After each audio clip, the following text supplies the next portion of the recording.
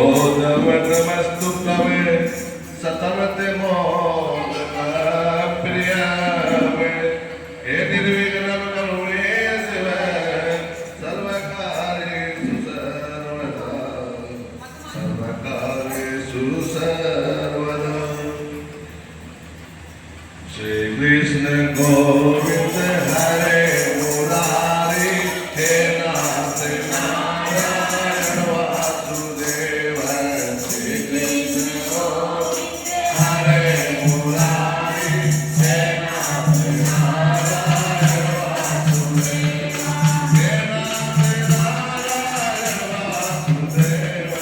हे नाथ नारायण वासुदेव हे नाथ नारायण वासुदेव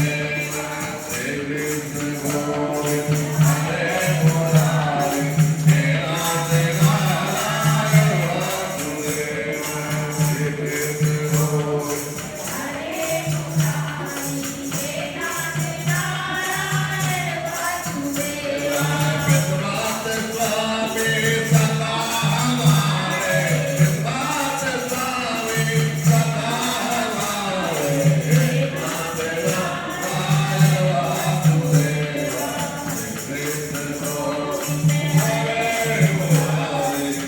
नाथ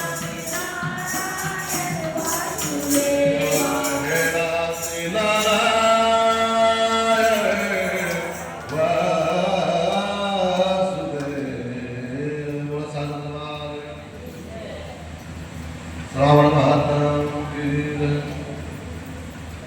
आज इसका मौसम कथा है। ध्यान से सुनना है, पहले सुने हुए कथा है। श्रावण मास महात्म में 17वां 16वां अध्याय सप्तमी व्रत कथा। सिंह ने शरद कुमार से कहा, हे प्रभु, अब शीतला सप्तमी के बारे में मैं तुमसे कहता हूं। शंकर भगवान जी शरद कुमार से कहते हैं, श्रावण महीने में शुक्ल पक्ष की सप्तमी के दिन यह व्रत करना चाहिए। दीवार पर बावली लिख करके आश्चर्य संगत दिव्य स्वरूपधारी नृत्य के 7 देवताओं की प्रतिमा बनानी चाहिए। जो दीवार पर एक बावली तालाब, एक तालाब का फोटो बना करके उसमें 7 देवताओं के फोटो बना करके 7 देवताओं के फोटो बनाते हैं।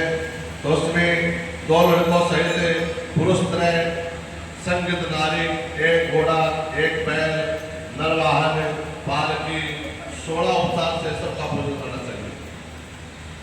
देवों की पूजा अर्चना करके ककड़ी, दही, भात का जो भोग है वो उनको लगाना चाहिए। निवेद्य पदार्थों का पालन देवे।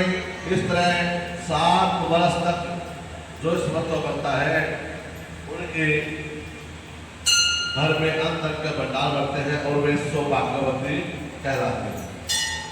एक सोने के पात्र में जल भर करके प्रतिमा करके लड़के सहित उन प्रतिमाओं में पहले रोज शाम को भक्ति भाव से अर्चना करें और फिर ग्रह होम, चरु होम करें।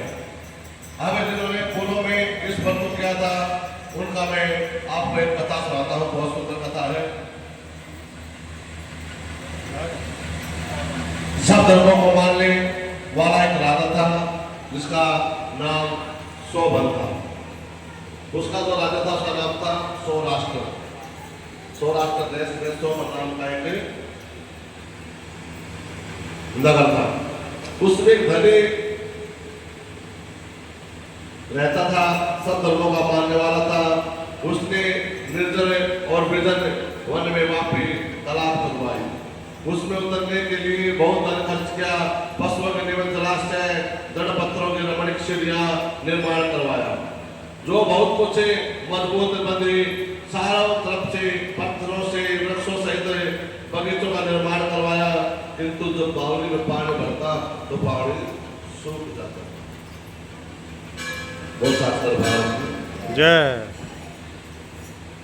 जब उसी समय दुखी होकर के धनी ने कहा मेरा जो परिश्रम है वो सब व्यर्थ हो गया, सब खर्च किया किंतु पानी बावली में ठहर देगा। धनी चिंता में रोता रहा। एक दिन बावली के पास सो गया।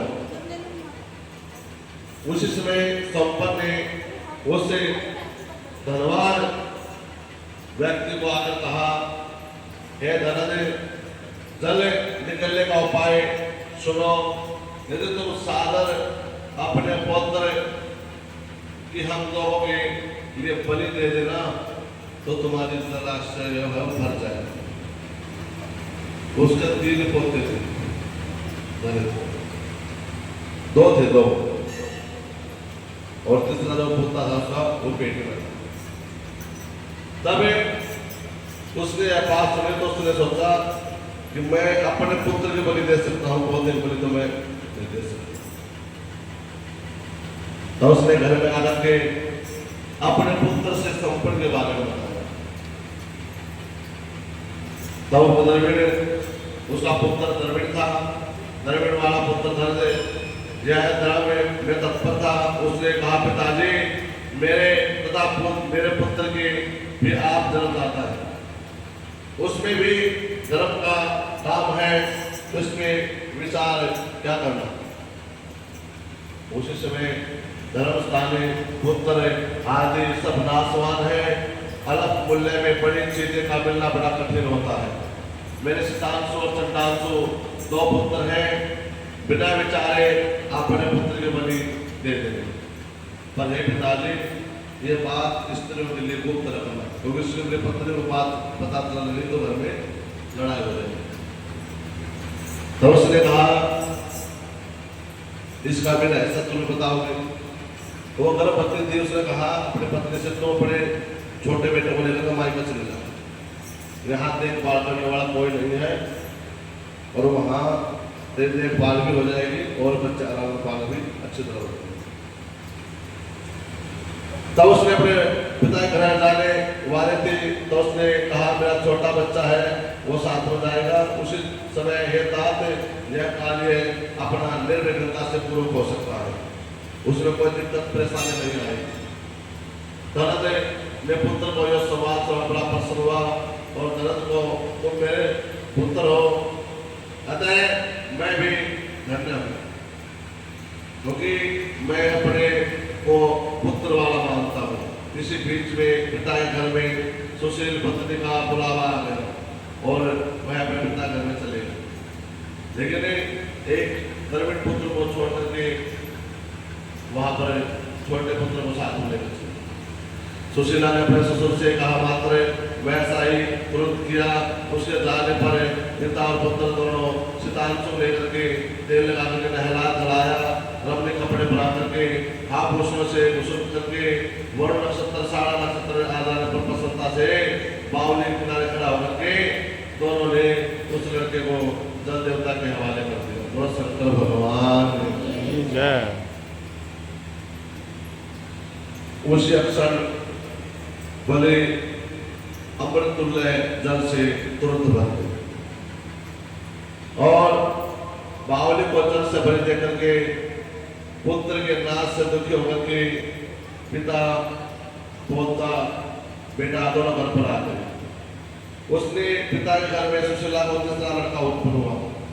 3 मास बाद पिता पर सुशीला अपने घर से वापस आई। उसी बावली के पास से आ रहे थे और उसी जल से भरा देख करके वह उसमें स्नान करने बोली कि मेरे ससुर का उद्योग मन का जो खर्च हुआ था वह सफल हो गया है।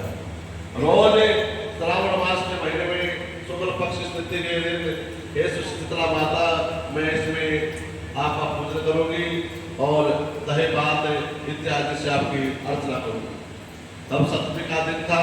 उसने चावल से दही से लकड़ी से नैवेद्य से भोजन किया। पायना दे करके ब्राह्मण पायना उसने 7 बालों सहित स्वयं उसी दही चावल का भोजन किया। वहां से सुशीला का गांव 4 कोस दूर पर था। जब वहां से रमणी तो एक पालकी सुशीला सवार होकर ऊपर आ रही थी, दोनों लड़कों सहित सज आए तो वापस में जल देवता कहने लगे, हे देवी अपने बेटे को लेकर के जाओ। बड़ी सद्बुद्धि से हम दोनों का वध किया है, इस वध के प्रभाव से नवीन पुत्र को दे दे। यदि पूर्व का उत्पन्न लड़का नहीं दिया तो हमें प्रसन्नता का फल क्या होगा। इस प्रकार दयावान जनदेवों ने आपस में बातें चीतें की, उससे जल में बाहर निकल करके उसको विदा कर दिया। माँ को देख करके लड़का माँ के पीछे पीछे भागता हुआ आ गया। माँ को पुकारा और माँ लड़के की वाणी सुन करके मुड़ते कहा, तुम्हें क्या यहाँ क्या करना है, और उसको देख करके वह बोझ लौटा करके उससे लाभ करने लगे। सोचा यदि इससे पूछोगे तो डर जाएगा।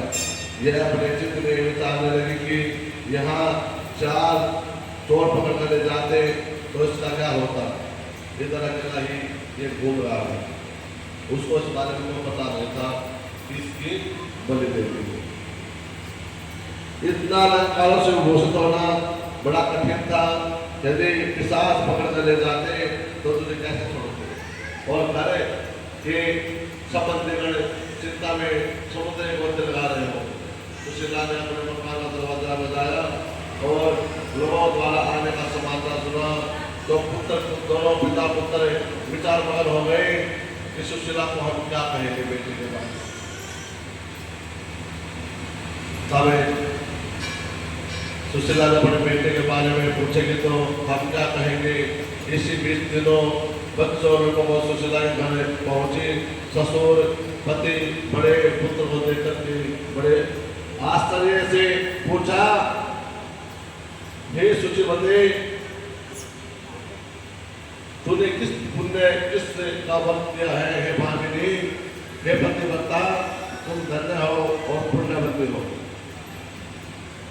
सिद्धांशु को मरे आज 2 महीने हो गए हैं, परंतु तुमने फिर इसे कैसे प्राप्त किया। बावली भी जल से परिपूर्ण हो गई है। जाते समय यहाँ से एक लड़के को ले गई, आते समय 3 पुत्रों को लेकर आए। हे संगो, वंश का उद्धार तुमने किया है। हे सुभाषिनी, मैं तुम्हारी स्तुति करता हूँ। जो ही ससुर ने प्रसन्नता से पति देव के प्रेम से देखा और सास ने भी स्तुति की और प्रसन्न होकर के दोनों ने कहा, यह सभी सुमार्ग पुण्य का फल है। माँ शीतला की अपने ऊपर कृपा है। तब आपसे शीतला सप्तमी व्रत कहा और उसमें ककड़ी चावल शीतल जल से दही से माँ का पूजन किया और इस प्रकार जल देवता ने आकर के मुझे शीतांशु वापिस दे दिया। तब इससे करने वाले कहते हैं कि जो शीतला सप्तमी का व्रत करता है, शीतल देवता की उन पर कृपा रहती है। और इस कारण श्रावण महीने में शुक्ल पक्ष सप्तमी का नाम भी शीतला सप्तमी रखा गया है। और शंकर भगवान श्री राम जय राम जय जय राम।